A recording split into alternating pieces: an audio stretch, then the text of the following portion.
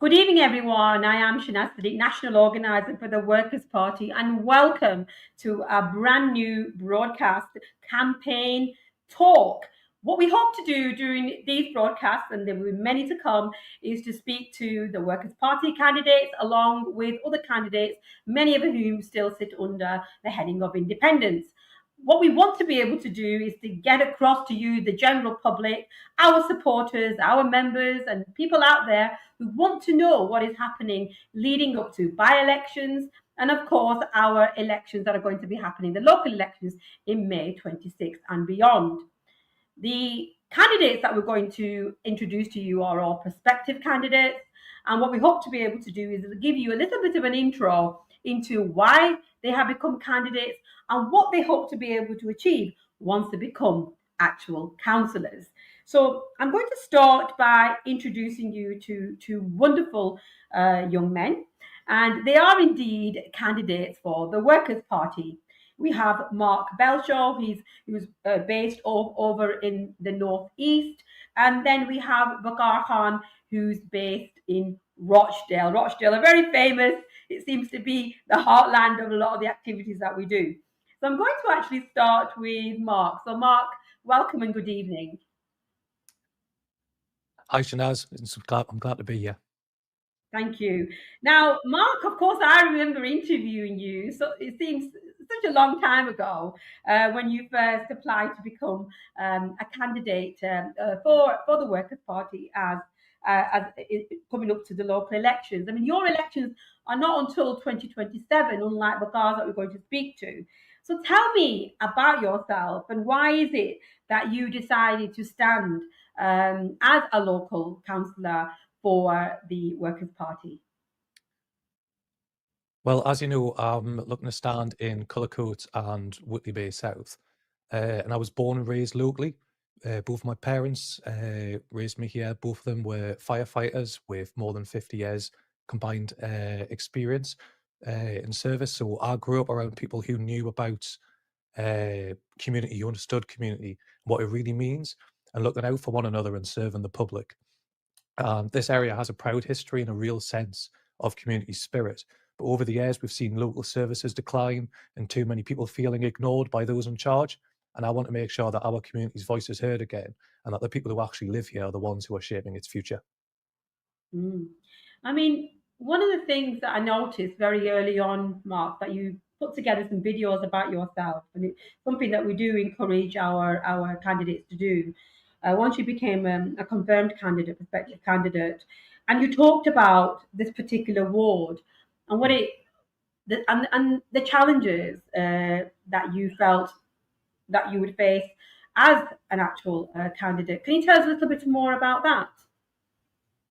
Yep. So kind of my ward, the people in like Cullercoats and Whitley Bay South, they're dealing with a mix of day-to-day struggles and deeper long-term challenges. The main one that is, of course, the case throughout the UK is the cost of living crisis, as it keeps on rising with energy, rent, food, transport, all of this while pensioners and the likes are basically going down. They're not able to afford as much as they used to on their day-to-day. And the struggles that people are having to face both locally as well as nationally are something that I feel like we need to be fighting against. Yeah. And when you've been out and about, obviously you've made quite a few videos, you've been to some events, and people are getting to know that you are standing, obviously, in the elections. So what's it been like on the campaign trail? What sort of reception have you had from the general public? Yeah, it's been really encouraging.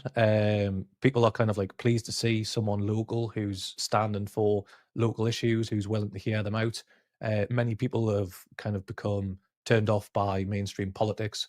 I live in a very strong Labour area, but in recent elections, many people have now been defecting to, say, Reform, and now it's not so much of a safe seat anymore. What used to be a case of Labour would pretty much run unopposed. But now there's gaps appearing in many of these former red strongholds, and that kind of offers an opportunity for us to get in there and appeal to people because they've been ignored for so long because Labour's just assumed that they would always vote for them. But now there's actually a chance for a genuine alternative for these people to look towards.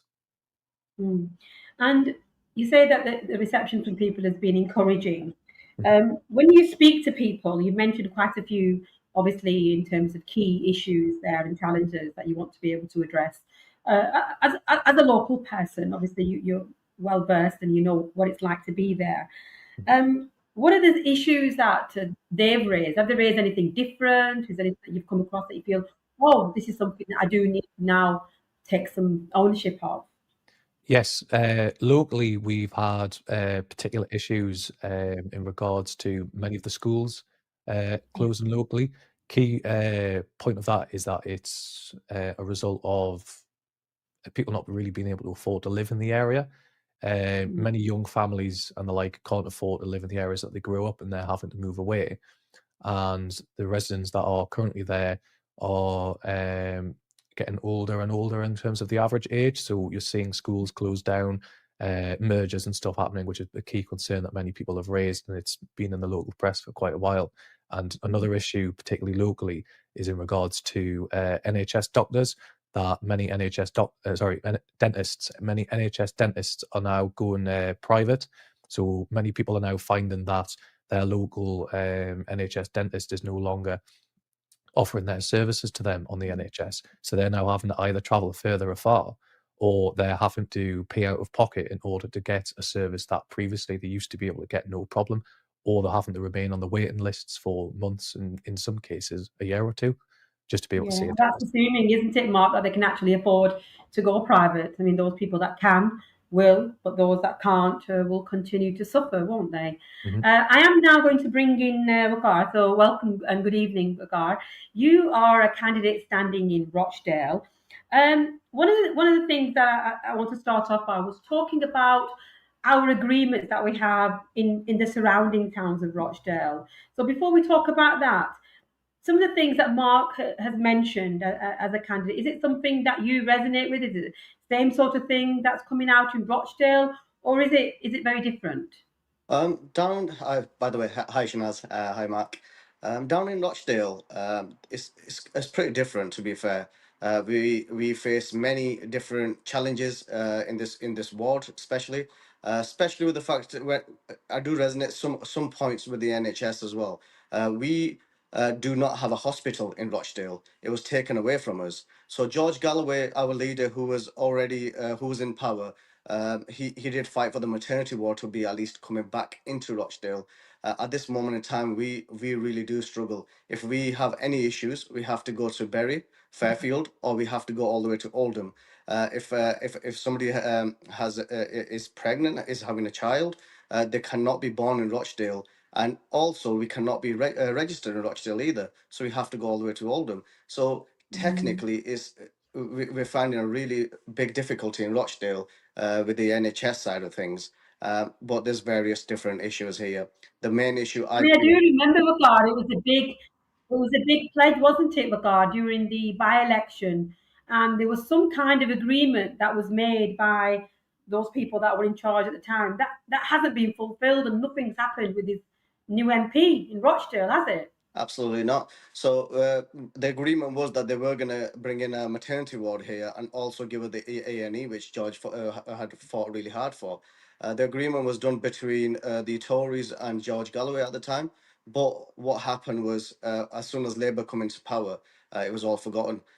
We are really in crisis here when it comes to the NHS in Rochdale. The appointments for the doctors, it's hard to get an appointment. When we're going into the urgent care, they just transfer us from here to Bury. By the time somebody's getting to Bury, they really do struggle, especially with the elderly. So it's a big factor for our community, and they are really annoyed with such acts that have been taking place in Rochdale. Hmm.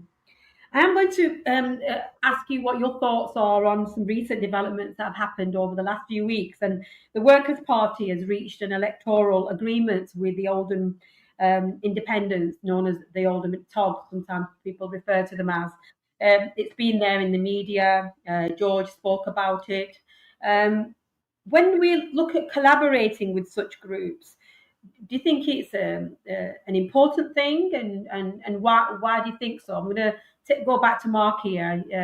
What are your thoughts on sort of collaborative work with independent groups? And Well, personally, in regards to independent groups, I think we need to be creating closer ties to them. Myself, I've been attending some of the local events for the Your Party initiative that's been set up by Corbyn, Sultana, and the independent group of MPs. And that has collected a very broad range of people who are previously members of the Labour Party, previously members of more far left parties, people who've not been politically engaged before. And there's an energy around that should be able to be tapped into. There's many people who are looking to stand as independents in Newcastle. This is my local city. You've got, I think I don't know if it's Momentum or Movement or something. It's led by Jamie Driscoll. yes, And that's kind of a coalition of independent groupings that they've already got in place that we could look at developing further ties to, because I know that the Green Party as well locally, they've gotten involved with some of the local independents. So it seems to be a very key battleground in order to win over independents and gain influence amongst those groupings and candidates. yeah. Waqar, I mean, Oldham is a neighbouring town. You can't be registered to be born or even to die in Oldham in Rochdale, but you can in Oldham. Yeah. So some of the Rochdalians have got very strong links to Oldham. So, what are your thoughts on it when you first heard about it? Were people talking about it in the town? Was there any excitement or concerns that were raised? So we personally thought it was a fantastic idea. Um, Collaborating with people that are like-minded, who have similar agendas, similar thought process with ourselves.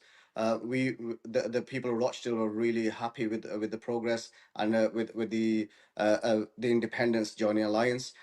So I think to have a positive team and to bring these councils accountable for what they have done over the decades, it was a very important step to take, and I think it's a very good job done.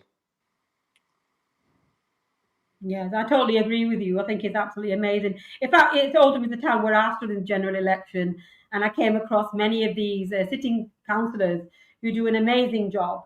And like you said, I think you just actually nailed it. That it's like-minded people, people that have got the same principles on what they stand for. Now, one of the things that we do as a party, and we're very proud of, is that we provide a whole range of support for our candidates and training and other things. So, can you go back to you, Mark? Can you tell us a little bit about some of the things that you've been involved in and how you found it useful?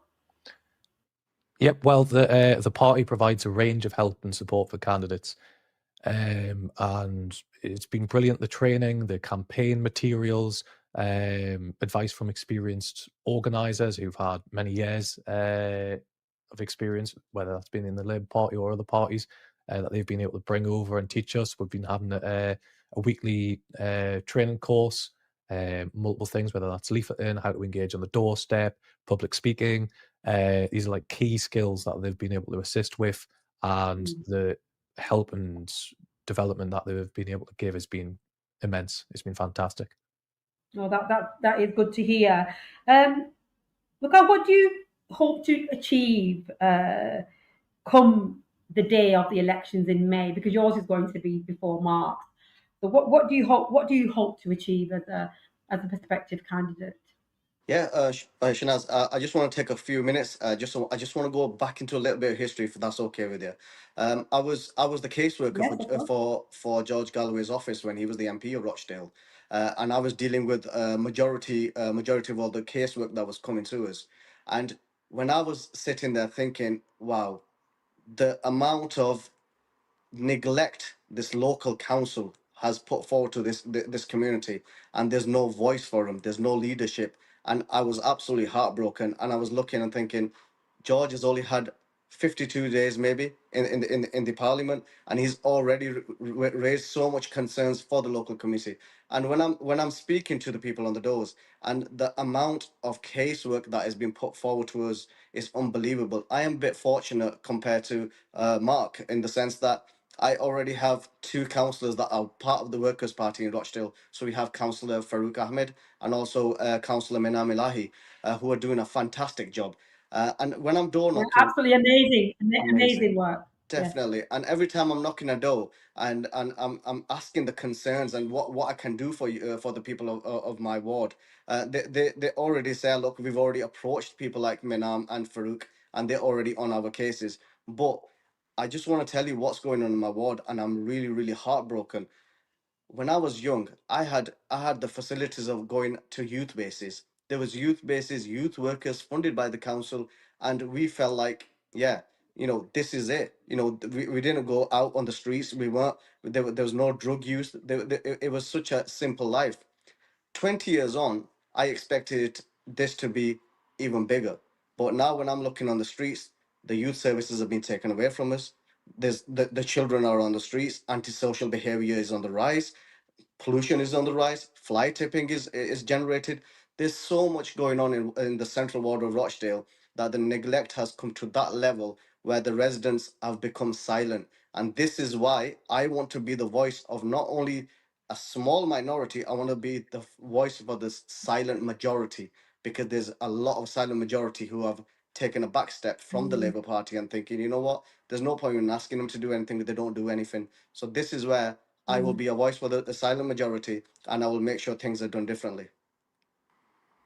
I think it's absolutely amazing what you just said, and I remember chatting with you when you were interested in becoming a candidate, becoming a silent, being the voice of a silent majority, where all these things that both of you have spoken about have become a norm, acceptable. It's acceptable to have rubbish on the streets. It's acceptable not to have somewhere for young people to go to. It's acceptable not to have a local hospital. It's acceptable for schools to close down. All these things, and to be the voice of that. And I think you've come out with some real powerful words there. For those people that are watching and may be interested in standing, what do you two say? What would you say to them, and to be, in order to encourage them to take that step forward, and becoming the voice, becoming the power, becoming, the soldiers for these communities? What would you say to them, Mark? And then we'll come back to Waqar. Yeah, well, I believe that this party gives ordinary people a voice again. You don't need to be a career politician. You just need to be someone who sees the change that is needed desperately in their local community and have the willingness and energy to be able to go out there and to represent your local area, represent the people in it, and bring their voice back into politics, because it's been missing for so long now. Mm-hmm. And Waqar, you said so much. Yeah, I know you're very passionate about what you do. We watched the amazing videos. Mark did one right at the beginning, and you really taken it on. So we do watch and keep up with you. So final word for somebody who's interested, what would you say to them? Yeah, let's go back to basics. We're not a mainstream party. We're out there. We say it as it is. So there won't be anybody coming to us and putting a whip around and saying, "Why did this happen?" Because George believes in simplicity. George believes in the workers. We are a party for the workers. So we are out there. We want people to come forward and join our party, come and contest these elections on behalf of our party, because there's so much to do, and there's so little time as well. Me going forward from now to 2026, I have so many agendas that I want to put forward to this council. I want to hold them accountable. If you come into, sorry, I do apologize, but I just want to add a few more things to this, because if you come into my central ward in Rochdale, over the last 2 decades, it's been neglected that bad. There was one park for the children that was made, which was made by ourselves when we were young. It was made through the youth zones. It was made through the youth bases, and I was the chairman of the youth base in the central ward. That central ward, we bought a youth base. That even the youth base has been sold privately, so the children don't have anything to do. Then there's no parks ever since that have been made in our area. So on top of that, the housing crises are massive. They are that big that people are on lists. There's 20, 30,000 people sitting there, and they've got nowhere to go. And the worst thing is the Rochdale Council have given the Rochdale housing system to the RBH, Rochdale Borough Housing. We need that to come back to the council, more houses built, more opportunities for the people, and once that is done, and then there can be people who are not homeless, because the homeless are on the rise. Then there's people, relying on the food banks, people two-child cap, on benefits. What if somebody's having a third child? What's the fault of that third child? Why can't that third child have the same facilities or same amount of money to have something to eat? These things have been deprived and taken away from us. Rochdale Council needs to be held accountable for the amount of neglect they have put forward to our community, and also the divide they point to it. One thing I am going to highly suggest, and I really want to put this forward, Shanaz. It's very important for me to do this on behalf of my councillors as well in Rochdale. All the funding that was supposed to come into Rochdale into my ward in Central has never come to us. It's always been taken to Haywood and Middleton. And if you go to Haywood and Middleton, it's like it's a different country. That's how it feels like, because it's so, not that I have anything against the people, but generally what it is, they've had all the facilities over there. Why? Because other councillors are complicit. They do not know how to run in the council. There's times when they don't even know how to even challenge other councillors to bring that funding to our ward. There's funding being spent, £45,000 on small little car parks, which will bring 4 or 5 car spaces. Instead, why not spend that on the youth? So these are the issues we're having. And when I'm looking in Central Ward in Rochdale, it's a massive neglect. These councillors need to be put accountable, and we will do that. And that's going to be coming very soon. Yeah. Thank you, Waqar. And I think it is important to bring up the fact that some of the things that George raised when he became an MP for Rochdale, the things that people didn't know about, our sitting councillors are doing an amazing work, and they are holding people accountable. And I think one of the things that George often says, it's about being fair and just.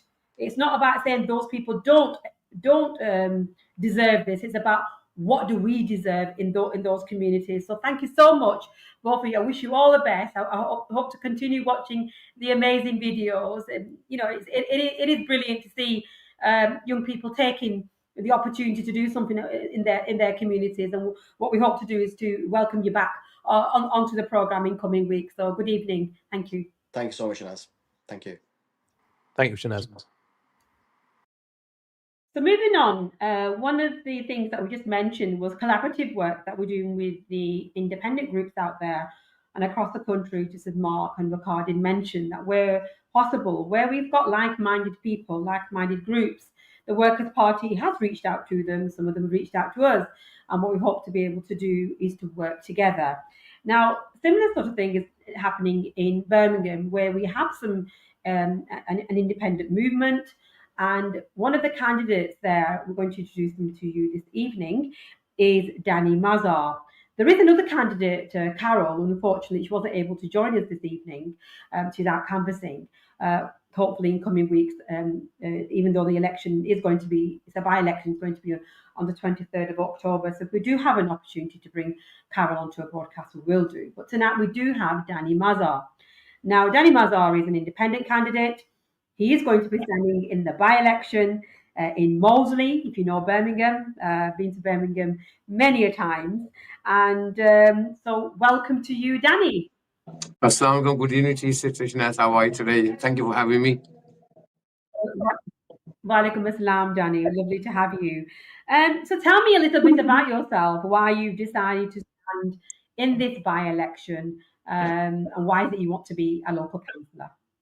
Basically, I currently, job-wise, I've been working as a socio-economic community researcher. And what that basically means is when the government departments need research done, they hire third parties to go and gather the information. So, for example, if Birmingham City Council wants to conduct a survey regarding information on what people think about the public services, how the council is currently, how they're conducting themselves, if people are satisfied or dissatisfied with the service. And I've been doing that for now nearly 15 years throughout the whole of the UK.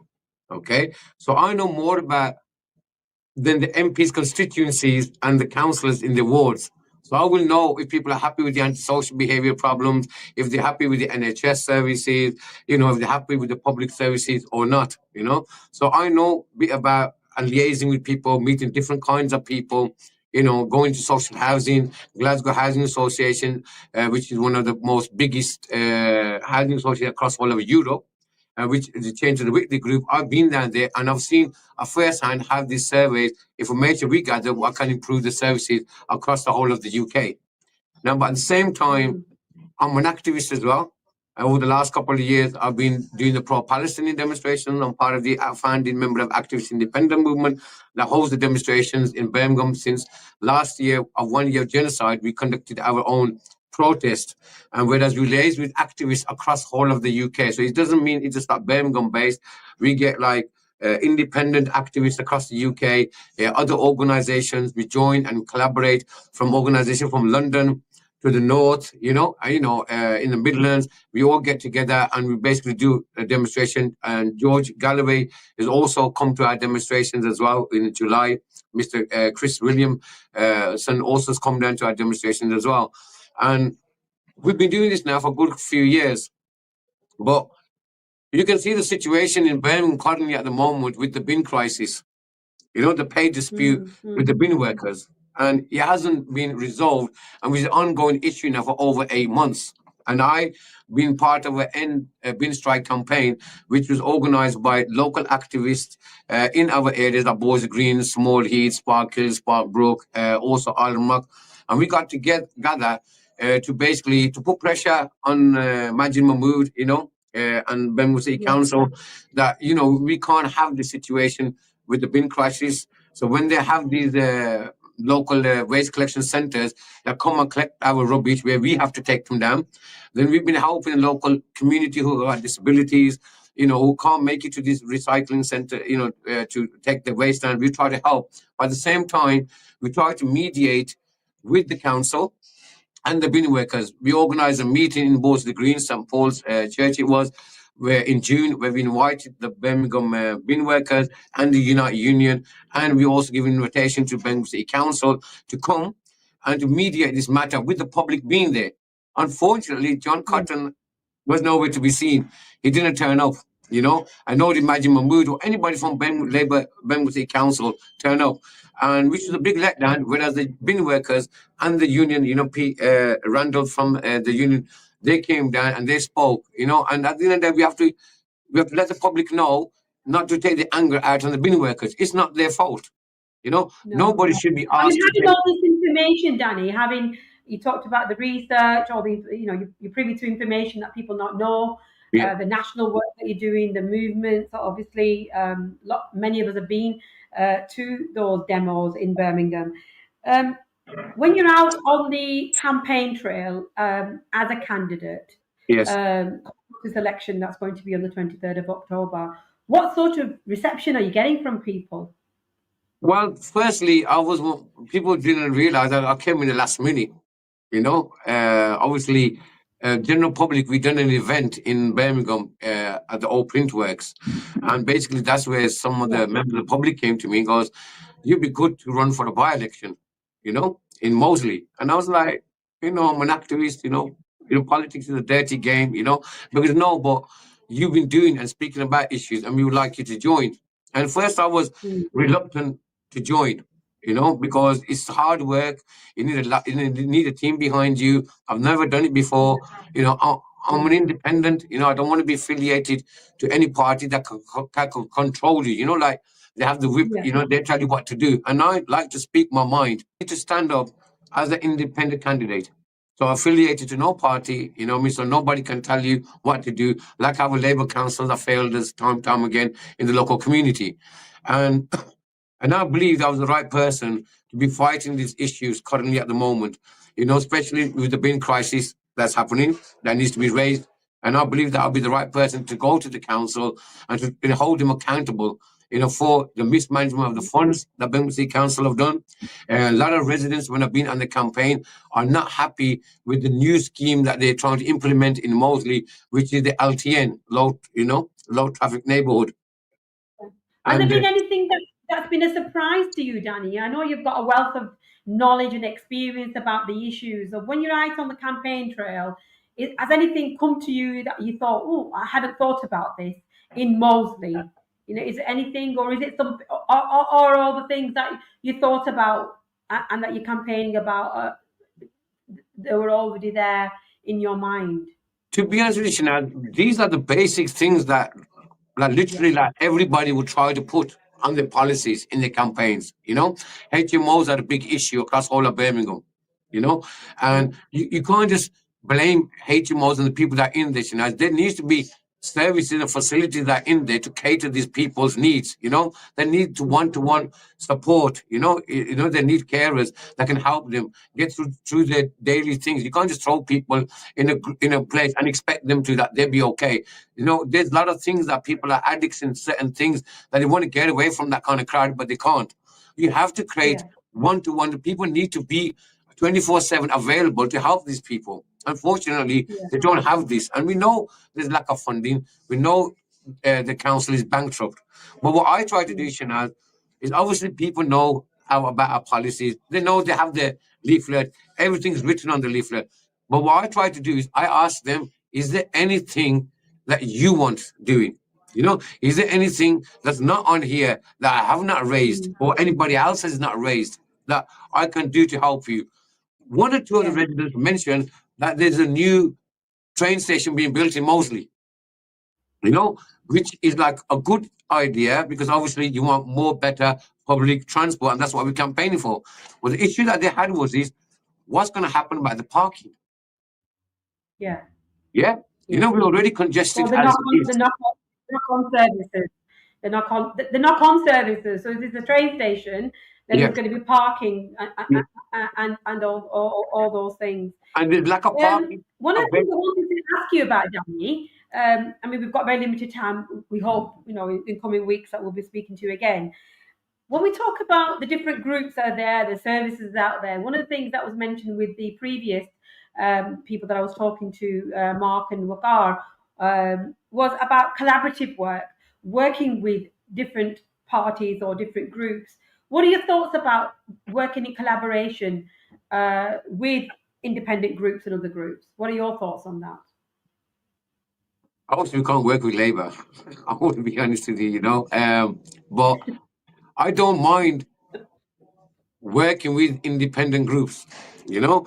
I don't mind, you know, like if look, we got to work together to make our community better, Shanaz. Yeah.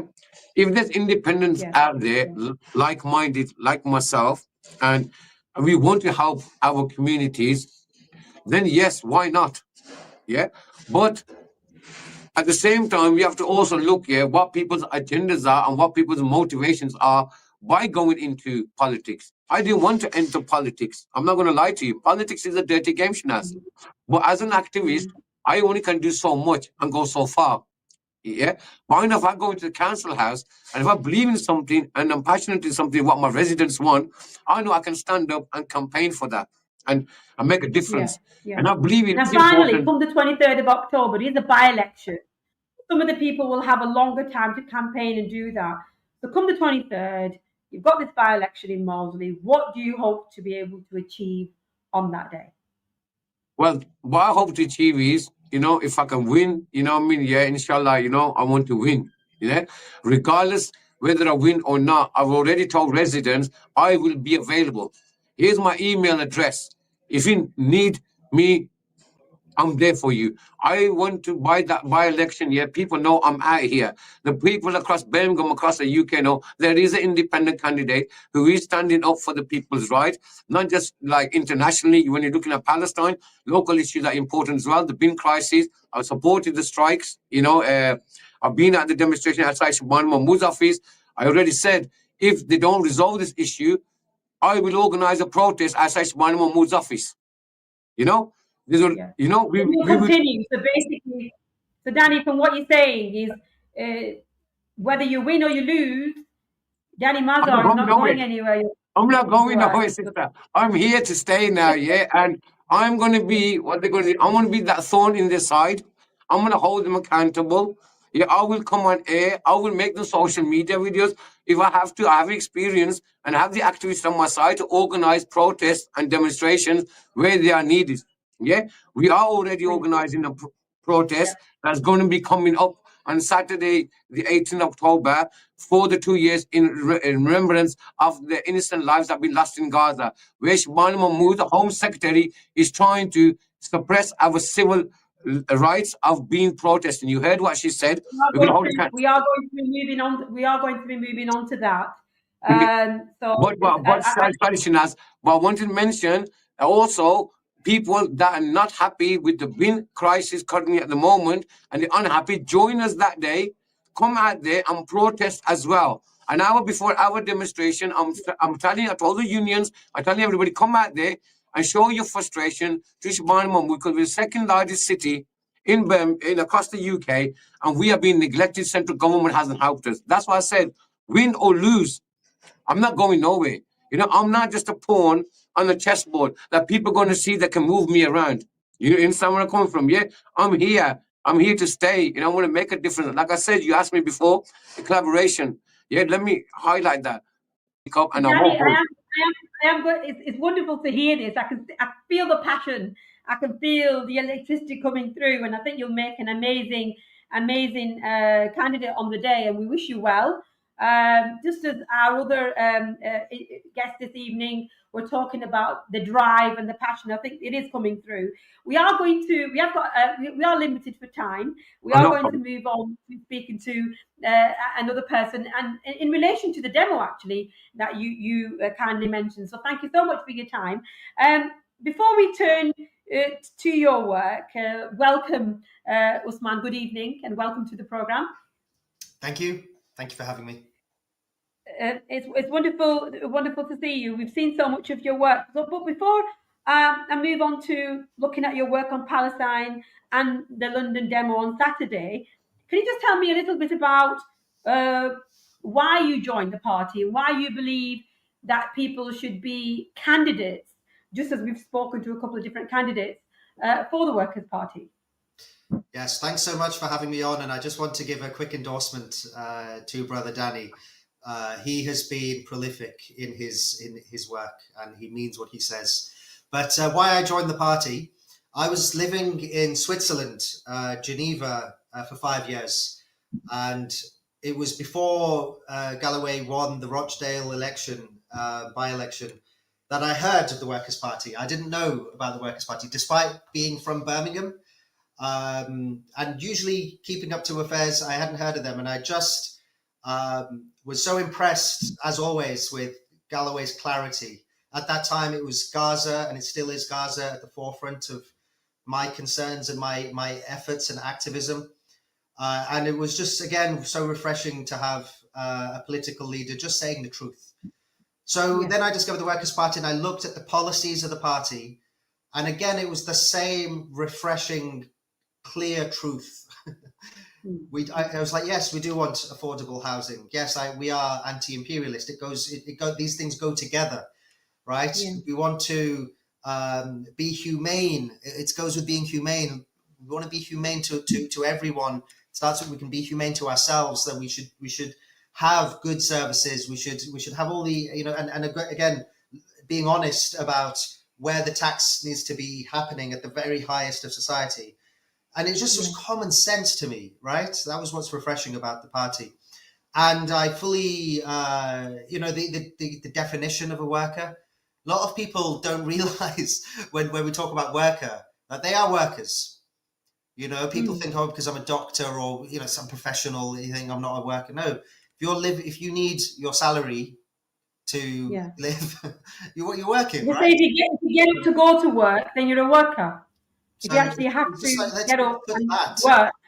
Let's put that group of people who actually run the country in charge of the country, right? That's as simple as that. So I joined the party then, but I then lived in Jordan for the following year, and the center of my work. But my background is I'm a barrister for refugees, and particularly people in detention. I did that for 10 years. And then I worked in international lobbying for a new treaty against artificial intelligence weapon systems. So that I worked a lot with states and diplomats, and not that I ever became like them. I always felt like an outsider in these spaces, but I got a lot of experience from that, and I put Gaza at the center of what I'm doing now. But it does link, of course, to the Workers' Party and Galloway's history. I think more so as a truth speaker, right? I think that's really what the party's about. It's just being honest with what the problems are that we have, banding together and figuring out the solutions. And I feel that's been manifested in the way that now I've come back to Birmingham, and the people who have helped me, again, not really without, I didn't ask for help. It was just like, yeah, we agree with what you're doing. Let's do that together. I think that's really what politics ought to be about. And anybody who's listening to you and watching you, or has been following your work out there, who's interested in doing something, becoming a candidate, what would you say to them for the Workers' Party? I think just be honest with what matters. The Workers' Party, it's this question of power over principles.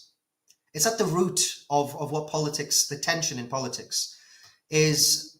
We think, these things need to change. But when it comes to elections, we think, but the Labour Party is the big party. So, and then everyone starts getting conned into voting for something that they don't actually agree with. They don't like the person. They don't think that person is being honest. But we just get conned into it because we think power, we have to support power. We're all in a way quite complicit in that in our lives, unfortunately. But what's refreshing about the Workers' Party is it's like power is going to come to us by being honest and sticking to what we believe in. And we form our own power. That's people power, right? That's true power, actually. So councillors, like Danny should run for the Workers' Party because they believe in what they stand for. And anyone who reads the manifesto in an honest way and recognises who we're standing up for should agree with what we're saying. It shouldn't be considered radical in any way at all. This is basic truths, how we should live. So just do it. Just moving on. Yeah, just join it. I mean, just moving on to your work. Tell us about Palestine Protect. Tell us about that work. And we have spoken to Danny, who's an activist who's working with the independent movement, and he's attending events in Birmingham, and you've attended those events as well. Tell us a little bit about that kind of work that you've been doing. The origin, so it's Protect Palestine. We are advocating for a military intervention to stop the Gaza genocide. Now, it's interesting because from a very common sense point of view, you would recognize that Israel needs to be stopped, right? The worst atrocities ever known to mankind just been carrying on for 2 years. We've tried different tactics, but the real clear fact is they need to be stopped, right? They are on a killing rampage. They are exterminating everyone. And there's a genocidal mentality to it.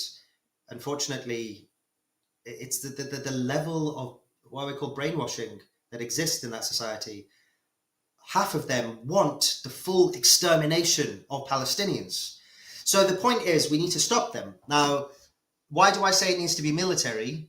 Just raw facts. Let's be honest. We've seen the flotilla come into Gaza, and every single one gets intercepted, pirated, kidnapped, detained. Now, that tells us that these guys are not responding to moral clarity. They're not responding to international law. They consider themselves, for some psychotic reason, as above all of that. They just think exterminate everyone. And this is the truth. This is what we have to grapple with. So we actually have now, for the first time, a real concrete way forward, which I can talk about. Colombia, this is so key to everyone to understand. Colombia has been at the forefront of Palestine solidarity in real ways. They cut off, we could say they never should have been supplying it in the first place, but they actually cut off all supply of coal, which was 30% of Israel's supply of coal. And I was advocating, because I was working on that at the time. It was a big deal because they had to go against the whole Zionist lobby in their country. They had to go against the Israeli, like the Zionist parliamentarians, and win over the contracts against the private corporations that owned the coal supply. So it was a big deal. It's a very brave thing to do, isn't it? A very brave thing to do on a And national that is shown now in the president of Colombia. What he said very clearly in the UN is we need to build an armed protective force amongst allied states for Palestine, because, as he has said to all of us, what they're doing to Gaza, they're really doing to all of us. This is they're showing us what is the limit, what they can get away with. And we have to recognize oneness. It was at the core of all international solidarity, is that if we let them get away with this, I mean, just looking at it from our own selfish perspective, then we're letting them, they're going to get away with it. There'll be many more genocides. It may seem far-fetched, but this is the reality we're letting in. So we need to show them this has to stop. So we should support Colombia. A socialist president in a socialist continent generally. Bolivia, cut off diplomatic ties, is also backing this. So the workers really picked up on this, have support. George Galloway supports the idea. Actually, I want to say to everyone, we actually need to press hard on this. And we will be talking about it on Sunday at the protest. This is an opportunity for humanity, socialists, actually whatever perspective you're coming at this from, anyone of conscience, can come together and say, let's support an armed protective force to break the siege, right? Implement a no-fly zone, dismantle the checkpoints, if we're talking seriously about freeing Palestine, someone needs to dismantle the architecture, right? That we need to many of these things, I mean, I know that George has mentioned on his own programs, and Chris Williams and other people often talk about political consciousness and people having an awareness of what's happening around them. You're also involved with party's One State Palestine movement. Why is pushing for a one-state Palestine important? And why is it important to collaborate on this? Can you say a little bit about this for people that are part of the movement or don't know about the movement? I'm sure lots of people are going to be talking about this on Saturday at the National Demo or in the One State Palestine block. But why is it that you yourself are pushing for it and involved in it? So just to make clear what is meant by One State Palestine, it's a return to what Palestine really always was, which is a place of plurality, a place of hospitality, a place of sacredness, a place where there is beautiful people, beautiful history, beautiful intermixing of so much different history, right? That's what Palestine actually is, right? And what happened is the Zionist project came and conducted a settler colonial extermination of the indigenous people. And they have not stopped doing that since they began. And this is not controversial. This was exactly what they said their intention was. The architects of the colonization of Palestine explicitly said, our intention is to ethnically cleanse the Palestinian population out of the country to make room for a Jewish state. And ethnically cleansing means to get rid of a particular... Get rid of the Palestinians, right? And that's what they've been doing non-stop since then. You know, people get distracted by October 7th or this date or that date, but it's actually a long, decades-long project of extermination. Yeah. Now, it started decades before the 7th of October. Yeah. There's evidence there that this ethnic cleansing... One step in a long trajectory, which is based on supremacy, right? So they use the word Jewish, and I actually don't think it's Jewish. Really, my position on this is that they've really hijacked the authentic principles, the sacred principles of Judaism. There are many people who objected to the Zionist project who were Jewish right at the beginning, by the way, and I think most people know that now. Jewish brothers and sisters speak on this, don't they? Of course. But nonetheless, they masquerade and use the Jewish name and history to create deception. But the truth is, it's always been a settler colonial project that has used Judaism to horrifying effect to exterminate for some messianic ideology. These guys, some of them, total, it's a total brainwash. They believe in the coming of the Messiah, right? As a religious person, yes, okay, the Messiah will come, but to expedite that by killing everyone, in what world do you think the Messiah, if the Messiah is going to come, is going to think that's the right thing to do?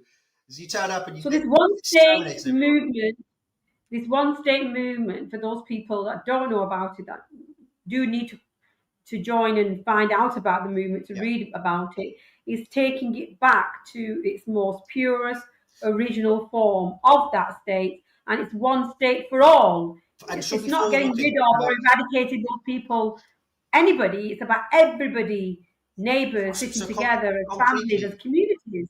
Also, very concretely, when we talk about the right of return, the right of Palestinians in exile to return to their homeland, concretely, that can only happen if there is a one state.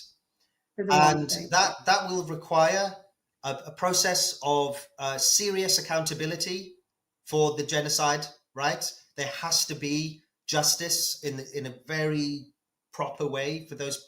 I can't imagine Palestinians living side by side by those who just wiped out their family. There has to be very serious accountability, right, as a starting point. This is something that's going to be highlighted and spoken about by people like yourselves, Danny, other people that are going to be at the national demo on Saturday. It is on Saturday, this Saturday coming.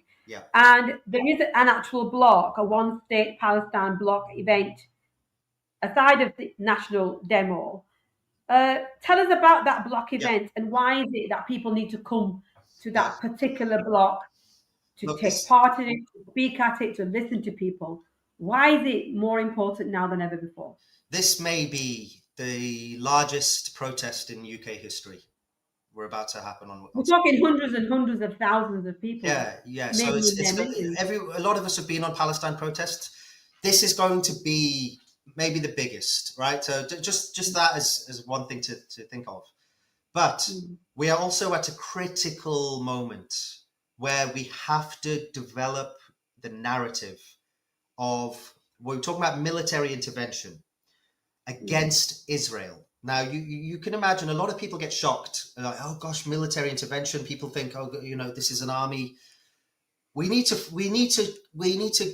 make people feel bold and courageous about this truth that we need a military force to stop Israel.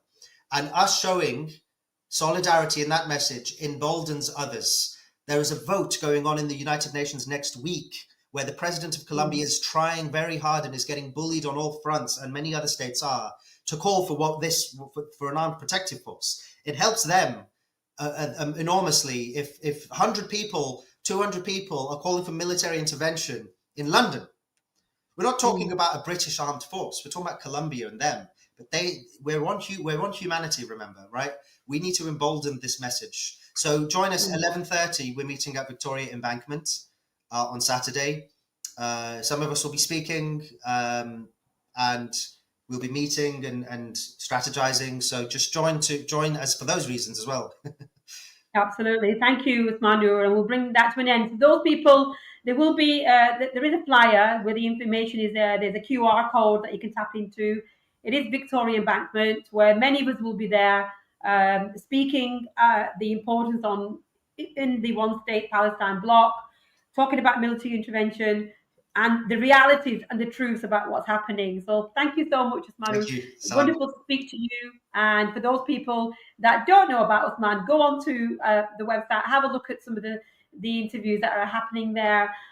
One State Palestine is a movement that is the home, the essence, one of the most important, I would say, movements that we as the Workers' Party have been involved in, initiated, and are pushing. And what we want to see is people coming out on Saturday, 11:30, be there in the One State Palestine block.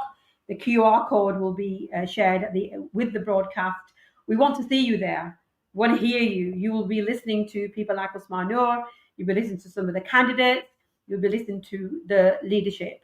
And just as Ousman Noor said, is we believe that it's a very critical moment in the movement, a very critical movement in itself, but being the voice of those people that have been silenced in Gaza and standing side by side in solidarity with those people that are being affected. We see it live streamed, we see it in our phones even when we don't want to see it, we see it. We cannot avoid but taking action.